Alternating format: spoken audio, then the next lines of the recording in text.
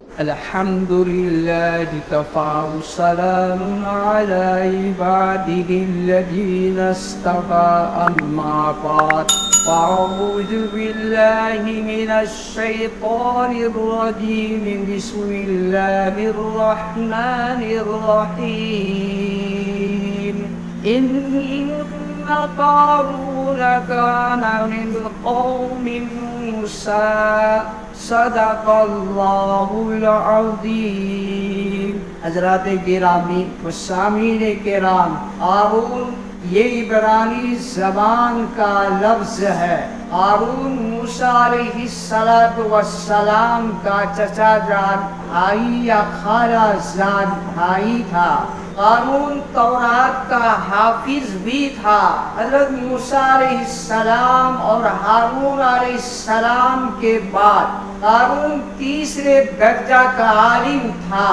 قیادت و سیادت چونکہ حضرت موسیٰ اور ہارون علیہ السلام کے پاس تھی، جس کی وجہ سے قارون کو حسد تھا۔ ایک مرتبہ قارون نے اپنے حسد کا اظہار بھی کر دیا۔ حضرت موسیٰ علیہ السلام نے فرمایا یہ سب اللہ کے اختیار کی بات ہے، ہمارا اس میں کوئی دخل نہیں ہے۔ چنانچہ قارون نے حضرت موسیٰ علیہ السلام کی تصدیق کرنے سے انکار کر دیا اور اپنے مال و دولت کے نشہ میں دوسروں پر ظلم کرنا شروع کر دیا۔ قارون کے سونے چاندی سے بھرے ہوئے صندوق اس قدر تھے کہ ان کی کنجیاں ایک طاقتور جوان کی جماعت کو جھکا دیتی تھی۔ اللہ تعالیٰ کی نعمت پر خوشی کا اظہار اگرچہ مذموم نہیں ہے، مگر اس قدر خوشی کرنا کہ اطرانے اور تکبر کی حد تک پہنچ جائے اور دوسروں کو ذلیل و حقیر سمجھنے لگے، جائز نہیں ہے۔ حضرت موسیٰ علیہ السلام اور ہارون علیہ السلام نے قارون کو یہ نصیحت کی کہ اللہ تعالیٰ نے جو مال و دولت تجھے عطا فرمایا ہے اس کے ذریعے آخرت کا سامان فراہم کر، اور دنیا میں جو تیرا حصہ ہے اسے فراموش نہ کر، اور یہ ہے کہ اس دنیا میں آخرت کے لیے عمل کر۔ قارون نے کہا میرے مال و دولت کے حصول میں فضل و خدا بندی کا کوئی دخل نہیں ہے، یہ مال و دولت تو مجھے میرے ذاتی کمال علمی کی وجہ سے ملا ہے۔ حضرت موسیٰ علیہ السلام نے قربانیوں کا نگراں مقرر فرما دیا تھا کہ جو نظر آئے وہ ہارون کی نگرانی میں قربان گاہ میں رکھی جائے۔ آسمانی آگ آ کر اس کو جلا دیتی تھی، گویا یہ قربانی کے قبول ہونے کی علامت تھی۔ ہارون کو اس بات پر حسد ہوا تو حضرت موسیٰ علیہ السلام نے بنی اسرائیل کے سرداروں کو جمع ہونے کا حکم دیا۔ جب سب جمع ہو گئے تو آپ نے حکم دیا کہ سب اپنی اپنی لاٹھی لے آؤ، جس کی لاٹھی صبح کو سرسبز ہو جائے وہ قربان گاہ کی نگرانی کا حقدار ہوگا۔ سب لاٹھیوں کو جمع کر کے ایک مکان میں بند کر دیا گیا۔ جب صبح ہوئی تو سب کے سامنے ہارون علیہ السلام کی لاٹھی سرسبز ہے۔ موسیٰ علیہ السلام نے کہا یہ فعل میرا نہیں تھا، یہ اللہ کا تھا۔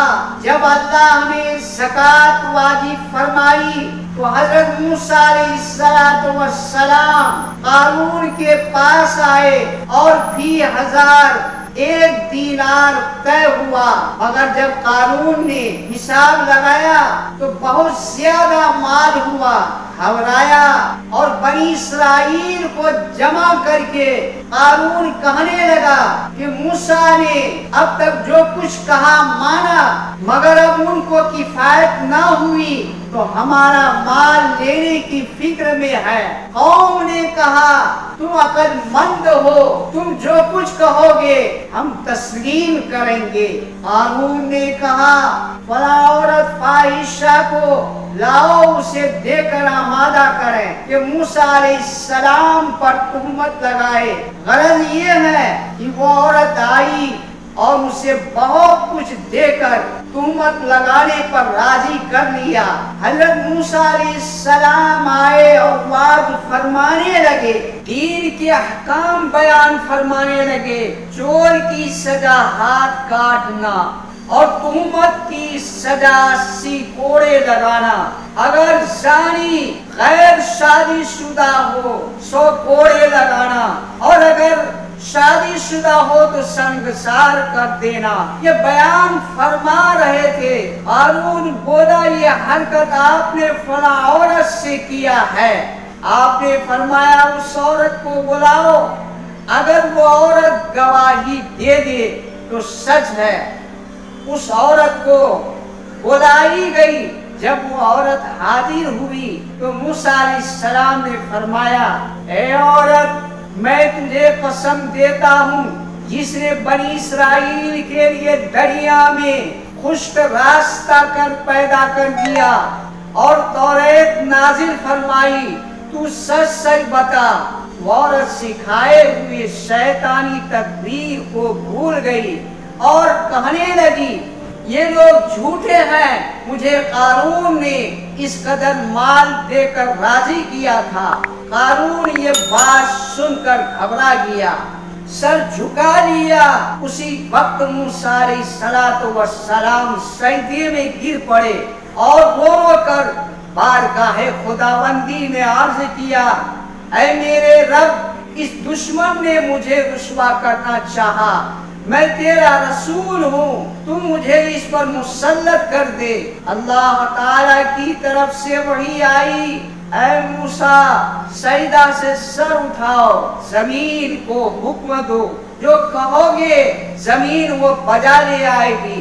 چنانچہ موسیٰ علیہ السلام نے زمین کو حکم دیا قارون کو نگلنے، چنانچہ زمین نگلنا شروع کیا۔ ادھر قارون یا موسیٰ چلا رہا ہے۔ تقریباً 70 مرتبہ حضرت موسیٰ کو پکارا، کچھ فائدہ نہ ہوا، پھر وہ زمین میں غائب ہو گیا۔ پھر بنی اسرائیل کے کچھ لوگ کہنے لگے، موسیٰ علیہ السلام نے قارون کو اس لیے دھسایا کہ ان کے خزانہ پر قبضہ کر لے۔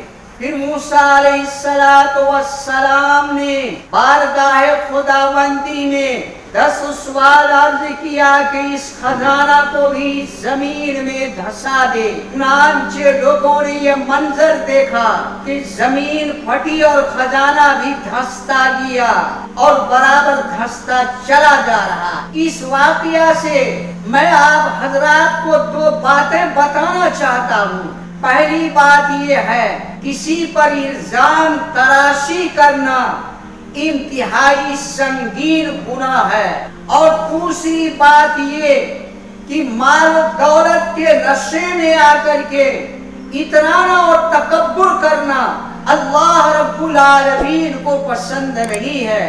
اللہ تعالی ہم سب کو اپنے رضا الہی کے لیے سارا عمل کرنے کی توفیق عطا فرمائے۔ وما علینا الا البلاغ۔